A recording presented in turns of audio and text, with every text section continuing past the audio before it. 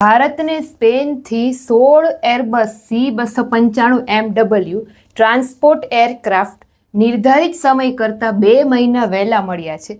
તે 5 થી 10 ટન વજન વહન કરી અને 11 કલાક સુધી ઉડાન ભરી શકે છે. ત્યાર પછી ભારતીય રિઝર્વ બેન્કે સારસ્વત બેંક સાથે ન્યૂ ઇન્ડિયા કોઓપરેટિવ બેંકના મર્જરને મંજૂરી આપી છે અને આ મર્જર છે 4 ઓગસ્ટથી અમલમાં આવ્યું. સારસ્વત બેંક છે દેશની સૌથી મોટી શહેરી સહકારી બેંક છે.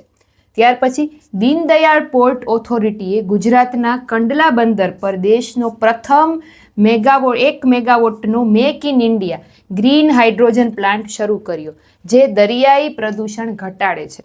ત્યાર પછી ભારત છે માછલી ઉત્પાદનમાં ચીન પછી વિશ્વમાં બીજા ક્રમનું સૌથી મોટું ઉત્પાદક બન્યું છે. 2013-14માં ઉત્પાદન 95.7 લાખ ટન હતું, જ્યારે 2023-24માં વધી અને 184 લાખ ટન થયું છે. ત્યાર પછી ઇસરો 2025ના અંતમાં શ્રીહરિકોટાથી LVM-3 રોકેટ દ્વારા અમેરિકાના AST સ્પેસ મોબાઈલ સાથે બ્લૂબર્ડ સેટેલાઇટ લોન્ચ કરશે.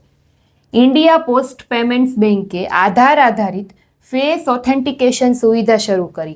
હવે ગ્રાહકો ફિંગરપ્રિન્ટ OTP વિના ફક્ત ચહેરાની ઓળખ સાથે બેન્કિંગ વ્યવહારો કરી શકશે. મેગ્નસ કાર્લસને સાઉદી અરેબિયાના રિયાધમાં યોજાયેલ પ્રથમ ચેસ એસ્પોર્ટ્સ વર્લ્ડ કપ 2025માં ટાઇટલ જીત્યું.